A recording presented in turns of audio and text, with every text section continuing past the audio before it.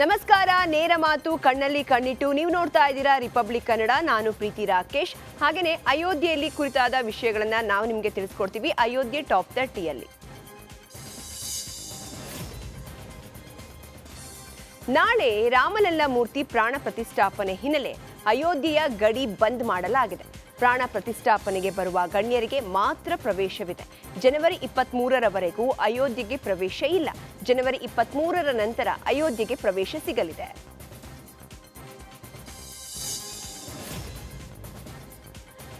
ಶ್ರೀರಾಮನೂರಲ್ಲಿ ರಾಮೋತ್ಸವದ ಸಂಭ್ರಮ ಮನೆ ಮಾಡಿದೆ.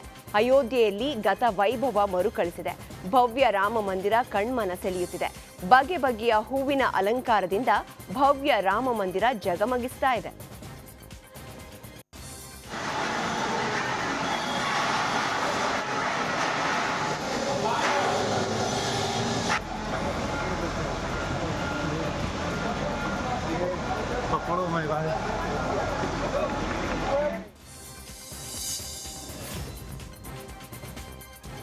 ರಾಮ ಮಂದಿರ ಉದ್ಘಾಟನೆಗೆ ಕೌಂಟ್ ಡೌನ್ ಶುರುವಾಗಿದೆ. ಮಧುವಣಗಿತ್ತಿಯಂತೆ ಸಿಂಗಾರಗೊಂಡ ಅಯೋಧ್ಯೆ ಬಣ್ಣ ಬಣ್ಣದ ದೀಪಗಳಿಂದ ಜಗಮಗಿಸ್ತಾ ಇದೆ. ಅಯೋಧ್ಯೆಯ ಬೀದಿ ಬೀದಿಗಳಿಗೂ ದೀಪಾಲಂಕಾರ ಮಾಡಲಾಗಿದೆ.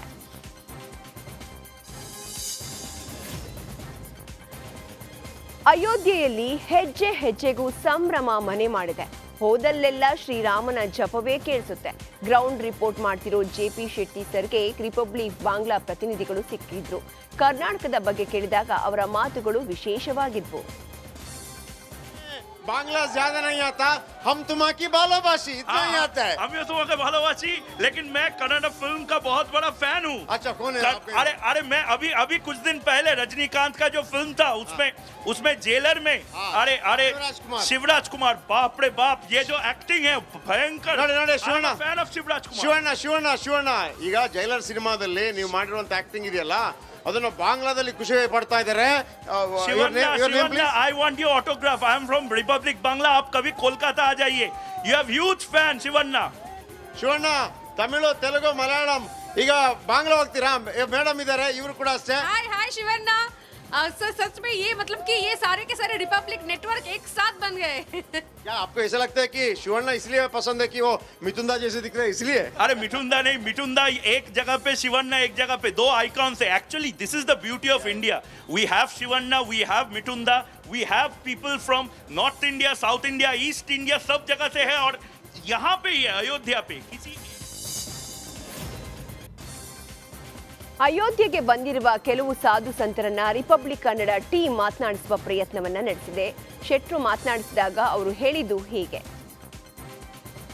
जहां तक दृष्टि जाती है वहां राम ही राम हैं. चारों तरफ राम. माता रामो मत पिता रामचंद्र, स्वामी रामो मत सखा रामचंद्र, सर्वस्वम में रामचंद्रो दयालु, नान्यम जाने नैव जाने न जाने. आज कोई और चर्चा नहीं, सिर्फ और सिर्फ राम. ಅಯೋಧ್ಯೆ ತಲುಪಿದವರಲ್ಲಿ ಬಹುತೇಕರು ಕನ್ನಡಿಗರು. ಹೆಜ್ಜೆ ಹೆಜ್ಜೆಗೂ ಸಿಗ್ತಾ ಇದ್ದಾರೆ.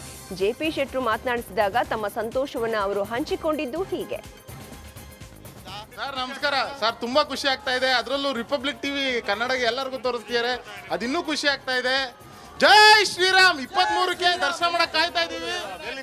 ನಾವು ಕನ್ಯಾಕುಮಾರಿಯಿಂದ, ಬೆಂಗಳೂರು ಲಗ್ಗೆರೆಯಿಂದ, ನಾನು ನನ್ನ ಮಗ ಇಬ್ರು ಫಿಸಿಕಲಿ ಹ್ಯಾಂಡಿಕ್ಯಾಪ್ಡ್ ಗಾಡಿನಲ್ಲಿ ಕನ್ಯಾಕುಮಾರಿಯಿಂದ ಸ್ಟಾರ್ಟ್ ಮಾಡಿ ಇಲ್ಲಿವರೆಗೆ 4800 ಕಿಲೋಮೀಟರ್ ಟೂ ವೀಲರ್.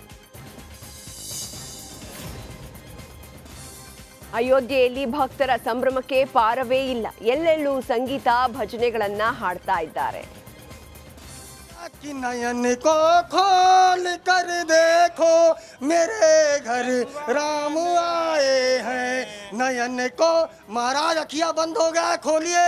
नयन को खोल कर देखो मेरे घर राम आए. ಅಯೋಧ್ಯೆ ಬೀದಿಯಲ್ಲಿ ರಿಪಬ್ಲಿಕ್ ಕನ್ನಡ ಮೈಕ್ ಹಿಡಿದು ಹೊರಟ ಜೆಪಿ ಶೆಟ್ಟಿ ಸರ್ಗೆ ಹಿಂದೂ ಹೋರಾಟಗಾರ್ತಿಯೊಬ್ಬರು ಎದುರಾದ್ರು. ತಡೆದು ಮಾತನಾಡಿಸಿದಾಗ ತಮ್ಮ ಮನದಾಳದ ಮಾತನ್ನ ಬಿಚ್ಚಿಟ್ರು. अरे देखो, आप देखो कितना आनंद है. आनंद तो शब्दों में बांधा ही नहीं जा सकता.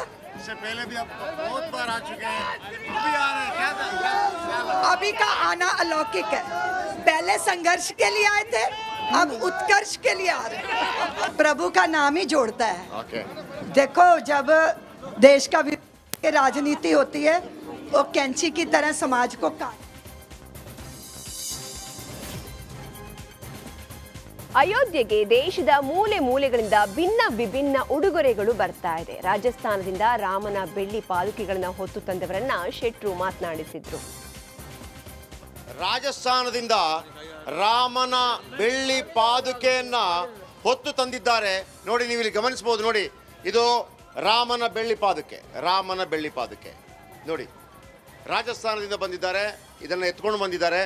ಆಮೇಲೆ ಇವರಿಗೆ ಇದರ ಬಗ್ಗೆ ಕರೆಯೋಲೆ ಕೂಡ ಇದೆ. ರಾಮ ಮಂದಿರ ಆಹ್ವಾನಕ್ಕೆ ಬರೋದಕ್ಕೆ ಕರೆಯೋಲೆ ಕೂಡ ಇದೆ. ನಾನು ನೋಡಿದೆ, ಇದು ಗಾಡಿ ಪಾಸು. ಇದು ಅಡ್ರೆಸ್ ಬಂದಿದೆ ನೋಡಿ. ಕೆ ಅಡ್ರೆಸ್ ಓಕೆ, ರಾಜ್ಗಢ್. ಓಕೆ ನೋಡಿ, ಇದನ್ನ ತಲೆ ಮೇಲೆ ಹೊತ್ತು ಅಲ್ಲಿಗೆ ಹೋಗ್ತಾ ಇದ್ದಾರೆ. ರಾಜಸ್ಥಾನದಿಂದ ಬಂದಿದ್ದಾರೆ. ಆಮೇಲೆ ಇಲ್ಲಿಯ ಭೂಮಿ ಪೂಜನ ಸಂದರ್ಭದಲ್ಲಿ ಬೆಳ್ಳಿಯ ಇಟ್ಟಿಗೆಯನ್ನು ಕೊಟ್ಟಿದ್ರು. ಈಗ ಬೆಳ್ಳಿ ಪಾದುಕೆಯನ್ನು ಕೊಡ್ತಾ ಇದ್ದಾರೆ. ನೋಡಿ, ಯಾವುದೇ ಚಪ್ಪಲಿ ಗಿಪ್ಪಲಿ ಹಾಕದೆ ಖಾಲಿ ಕಾಲಲ್ಲಿ ಇದನ್ನ ಇಲ್ಲಿಂದ 1-1.5-2 ಕಿಲೋಮೀಟರ್ ದೂರ ಇದೆ ಇಲ್ಲಿಂದ ದೇವಸ್ಥಾನ. ಹೀಗೇನೆ ಇದನ್ನು ತೆಗೆದುಕೊಂಡು ಹೋಗಲಿದ್ದಾರೆ.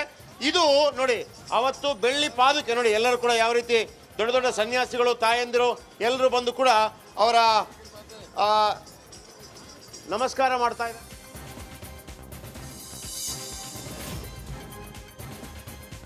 ದೆಹಲಿಯಿಂದ ಸೈಕಲ್ ಯಾತ್ರೆಯಲ್ಲಿ ಅಯೋಧ್ಯೆಗೆ ಬಂದಿದ್ದಾರೆ. ಅವರ ಕನಸಲ್ಲಿ ರಾಮ ಬಂದು ನಾನೇ ಮೋದಿ, ಯೋಗಿ ಕಳಿಸಿದ್ದೆ ಅಂದಿದ್ದಾನಂತೆ. ಡೆಲ್ಲಿಯಿಂದ ಇಲ್ಲಿ ತನಕ ಸೈಕಲ್ ಯಾತ್ರೆ ಮಾಡಿದ್ದಾರೆ. ಅವರಿಗೆ ಕನಸಲ್ಲಿ ಬಂದು ಹೇಳಿದ್ದಾರಂತೆ, ನರೇಂದ್ರ ಮೋದಿ ಮತ್ತು ಯೋಗಿ ಆದಿತ್ಯನಾಥ್ ಅವರನ್ನು ನಾನೇ ಕಳಿಸಿದ್ದೀನಿ ರಾಮ ಮಂದಿರ ಮಾಡೋದಕ್ಕೆ ಅಂತೇಳಿ. ಅದು ಅವರ ನಂಬಿಕೆ.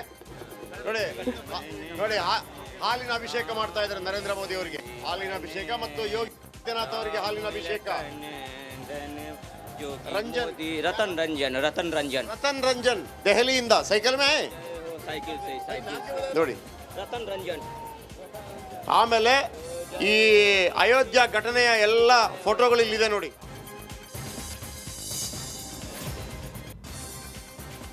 ಅಯೋಧ್ಯೆಯಲ್ಲಿ ನಮ್ಮ ಪ್ರತಿನಿಧಿ ಜಯಪ್ರಕಾಶ್ ಶೆಟ್ಟಿ ಅವರಿಗೆ ಬೆಂಗಳೂರಿಗರು ಸಿಕ್ಕಿದ್ರು. ಇದೇ ವೇಳೆ ರಿಪಬ್ಲಿಕ್ ಕನ್ನಡದ ಸುದ್ದಿ ವೈಖರಿ ವರದಿಯ ರೀತಿಯನ್ನ ಶ್ಲಾಘಿಸಿದ್ರು. ಬೆಂಗಳೂರು ನಮ್ಗೆ ಎಲ್ಲರಿಗಿಂತ ಸುದ್ದಿ ಏನು ಅಂದರೆ, ನಮ್ಮ ರಿಪಬ್ಲಿಕ್ ಟಿವಿ ಇಲ್ಲಿವರೆಗೂ ಬಂದು ಅಚ್ಚುಕಟ್ಟಾಗಿ ಮಾಡ್ತಾನೆ. ಬೆಳಗ್ಗೆಯಿಂದ ಹುಡುಕಾಡ್ತಾ ಇದ್ದೆ ನಾನು. ಯಾಕೆಂದರೆ ಬೆಂಗಳೂರಲ್ಲಿ ಇವಾಗ ಏನಂದರೆ ನಂಬರ್ 1 ಇಂಡಿಯಾಲಿರೋ ಥರ ರಿಪಬ್ಲಿಕ್ ಟಿವಿನ ನ್ಯೂಸಲ್ಲಿ ನಂಬರ್ 1 ಆಗಿದೆ. ತಾವು ಈ ಕಾರ್ಯಕ್ರಮಕ್ಕೆ ಬಂದು ಇಷ್ಟು ಚೆನ್ನಾಗಿ ಕವರೇಜ್ ಕೊಡ್ತಾ ಇರೋದು ಎಲ್ರಿಗೂ ಮಾಡ್ತಾ ಇರೋದು. ಅಯೋಧ್ಯೆಯಲ್ಲಿ ಹೆಜ್ಜೆ ಹೆಜ್ಜೆಗೂ ಭದ್ರತೆಯನ್ನ ಹೆಚ್ಚಿಸಲಾಗಿದೆ. ರಾಮ ಮಂದಿರದ ಮೇಲೆ ಹದ್ದಿನ ಕಣ್ಣಿಡಲಾಗಿದೆ. ಅದು ಪ್ರಧಾನಿ ಆಗಿರಲಿ, ಮುಖ್ಯಮಂತ್ರಿ ಯೋಗಿ ಆದಿತ್ಯನಾಥ್ ಆಗಿರಲಿ, ದೇಶದ ಬೇರೆ ಬೇರೆ ನಮ್ಮ ಸೆಲೆಬ್ರಿಟೀಸ್ಗಳಾಗಿರಲಿ, ಸಾಮಾನ್ಯ ಜನರಾಗಿರಲಿ, ಇವರು ಅದರ ರಕ್ಷಣೆಯ ಹೊಣೆಯನ್ನು ಹೊತ್ಕೊಂಡಿದ್ದಾರೆ. ಸೊ ಹಾಗಾಗಿ ಇವರೆಲ್ಲರಿಗೂ ಕೂಡ ನಮ್ದೊಂದು ಸೆಲ್ಯೂಟ್ ಕೂಡ ಇರುತ್ತೆ. ಮನದಾಳದಲ್ಲಿ ಒಂದು ವಿಶೇಷವಾದಂಥ ರೆಸ್ಪೆಕ್ಟ್ ಇರುತ್ತೆ. ಇವರೆಲ್ಲರೂ ಕೂಡ ಮತ್ತೊಮ್ಮೆ ಬಹಳ ಅದ್ಭುತವಾಗಿ ಹೆಮ್ಮೆಯಿಂದ ಒಂದು ಸೆಲ್ಯೂಟ್ ಸರ್. ಎಲ್ಲರೂ ಕೂಡ thank you very much. Yes ವೀಕ್ಷಕರೇ, ಗಮನಿಸ್ತಾ ಇದ್ದೀರಿ ನೀವು, ಈ ಸೆಕ್ಯೂರಿಟಿ ಮುಂದಿನ 22ನೇ ತಾರೀಕು ನಡೆಯುವಂತಹ ಪ್ರಾಣ ಪ್ರತಿಷ್ಠಾಪನೆ ಸಂದರ್ಭದಲ್ಲಿ ಇವರೆಲ್ಲರೂ ಕೂಡ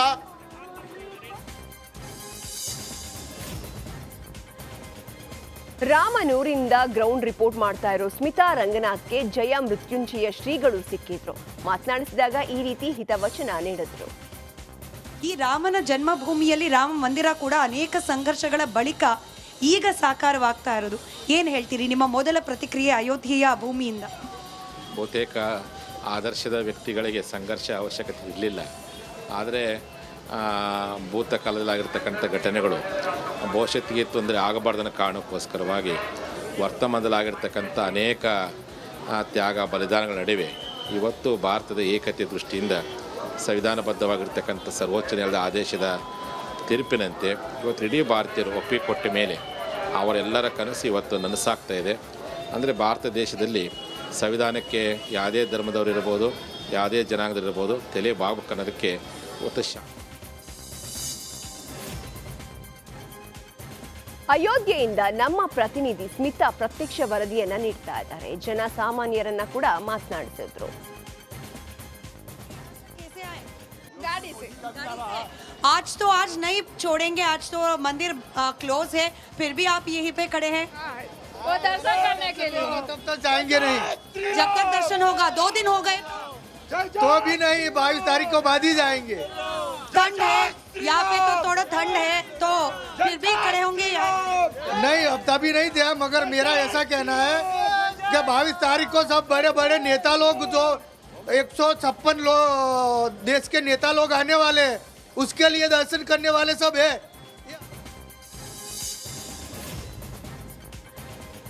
ಲಕ್ಷ್ಮಣನಿಗೆ ಸಂಬಂಧಿಸಿದ ಸ್ಥಳದಿಂದ ಶ್ರುತಿ ಕಿತ್ತೂರ್ ಲೈವ್ ರಿಪೋರ್ಟ್ ಅನ್ನ ಕೊಟ್ಟರು. ಅದೇ ಸ್ಥಳದಲ್ಲಿ ಚಿಂತಕ ಚಕ್ರವರ್ತಿ ಸೂಲಿಬೆಲೆಯನ್ನ ಮಾತನಾಡಿಸಿದ್ರು. ಜಾಗದ ಬಗ್ಗೆ ಒಂದಷ್ಟು ವಿಶೇಷತೆಗಳನ್ನ ವಿವರಿಸ್ತಾ ಹೋಗ್ತಾರೆ ವಾಗ್ಮಿ ಚಕ್ರವರ್ತಿ ಸೂಲಿಬೆಲೆ ಅವರು ನಮ್ಮ ಜೊತೆಗಿದ್ದಾರೆ. ಸರ್, ಈ ಜಾಗದ ಬಗ್ಗೆ, ಲಕ್ಷ್ಮಣಿಗೂ ಮತ್ತು ಈ ಜಾಗಕ್ಕೂ ಇರುವ ಸಂಬಂಧದ ಬಗ್ಗೆ ವಿವರಣೆ ಕೊಡೋದಾದ್ರೆ ವೀಕ್ಷಕರಿಗೆ. ಈ ಜಾಗವನ್ನ ಲಕ್ಷ್ಮಣ ಮಂದಿರ ಜಾಗ ಅಂತ ಕರೀತಾರೆ. ಇದು ಸರಯೂ ತಟದಲ್ಲೇ ಇದೆ. ಇಲ್ಲಿಂದ ಎದುರುಗಡೆನೆ ಸರಯೂ ಕಾಣುತ್ತೆ. ರಾಮನ ಅಂತ್ಯ ಇದೆಯಲ್ಲ, ರಾಮನ ಅಂತ್ಯ ಅಂತ ಕೇಳೋದೇ ಬಹಳ ವಿಚಿತ್ರವಾಗಿರುವಂಥ ಸಂಗತಿ. ರಾಮ ಪರಿನಿರ್ವಾಣ ಅಂತ ನಾವು ಕರಿಬಹುದು. ರಾಮ ಈ ದೇಹ ತ್ಯಾಗ ಮಾಡಿದ್ದು, ಈ ಭೂಮಿಯನ್ನು ಬಿಟ್ಟು ಹೋಗಿದ್ದು, ಅದು ತುಂಬಾ ವಿಶಿಷ್ಟವಾಗಿರುವಂಥ ಸಂಗತಿ. ದೇವತೆಗಳಿಗೆ ಕೊನೆ ಕ್ಷಣದಲ್ಲಿ ಸ್ವಲ್ಪ ಗೊಂದಲ ಆಗುತ್ತೆ. ರಾಮ 1000 ವರ್ಷಗಳ ಕಾಲ ಅಯೋಧ್ಯೆಯನ್ನು ಆಳ್ಕೊಂಡು ಹಾಯಾಗಿ ಇದ್ದು ಬಿಟ್ಟಿದ್ದಾನೆ. ನಮ್ಮ ವೈಕುಂಠ